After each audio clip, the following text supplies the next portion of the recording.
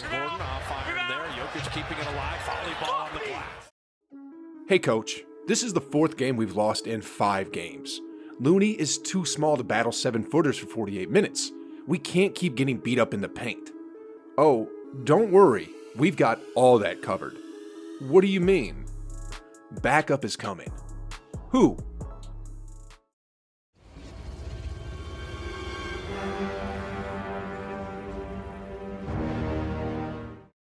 Oh, okay.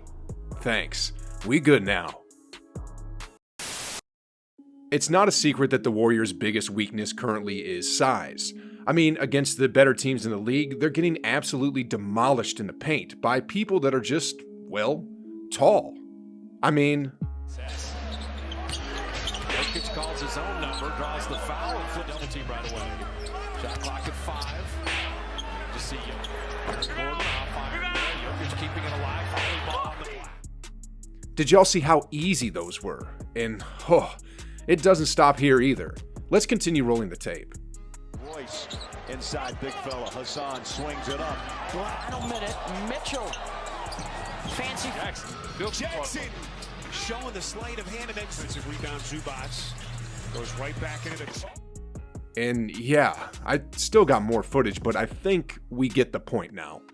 Any centers 6'11" or 7 feet are able to get whatever they want against the Warriors currently. I mean, it's almost like taking candy from a baby at this point. But this is exactly what is going to be scary, because when March 1st rolls around, the only weakness the Warriors have is going to be patched up. If you still don't get what I mean, let me draw it out for you clear as day. You see this guy. His name is James Wiseman. He stands 7 feet tall.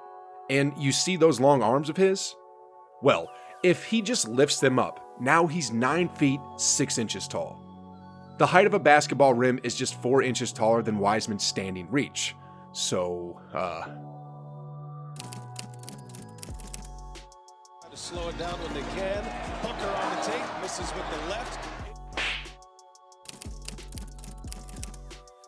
As well for Hassan. Final minute.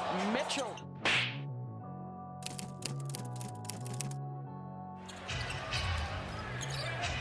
Jokic slips that. Anyway, enough of these shacked in a fool type of clips. The point I want to make is that with a young 20-year-old, athletic, tall, strong center in James Wiseman, other teams won't be able to take advantage of that height mismatch as much anymore. I mean, not only is Wiseman 7 feet tall, but he's also put on about 20 pounds since his rookie year, which would give him the same physical attributes as the 2 leading shot blockers in the league, Rudy Gobert and Miles Turner. Sheesh, guys. The Warriors have the 2nd best seed in the entire league, and they're about to get James Wiseman back. The league ain't ready for this. They just aren't. I mean, whether or not it's Giannis, or Nikola Jokic, or the entire Phoenix roster for that matter.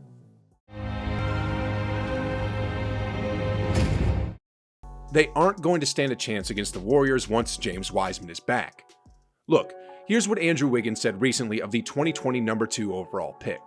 Obviously, he's had his ups and downs already in his career with the injury and stuff, but he's still so young, and if you look at him now, he's a tank, man. He's a tank. He's been working hard, so I feel like when he comes back, he's going to be dominant. He has his head on straight, he comes into the facility, to the games with a good attitude, ready to work, ready to get better. The main thing about him is he listens. He wants to get better. He wants to learn.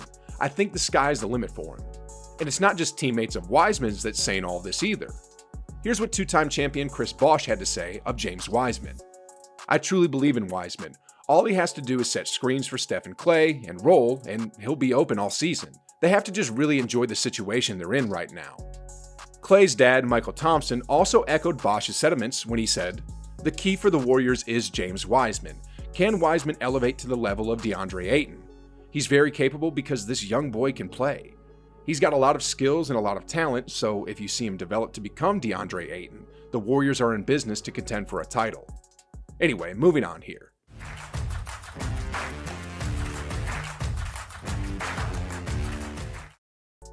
We all saw that clip of Wiseman scrimmaging 5-on-5s recently, right? He had that putback dunk to Steph's missed 3-point shot.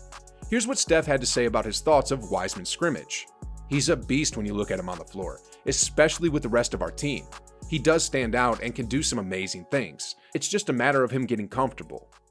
When Wiseman gets back, he'll have about 20 games left to get accustomed to Warriors basketball. And not only that, but with the way the matchups are today, they'll play their first round series against the Minnesota Timberwolves, which will give Wiseman one practice playoff series where he'll get accustomed to playing under the brightest lights in the NBA. And from there, we'll finally be able to see what this Warriors team is capable of.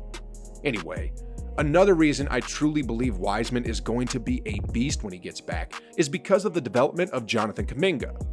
Wiseman has been sitting on the sidelines for the whole year so far, and during that process, he first saw Kuminga get drafted by the Warriors, then play in the G League, then making ESPN highlight reels and becoming a key part of the Warriors' rotation. The competitor in Wiseman is going to want to step up and show that there's another beast in the organization.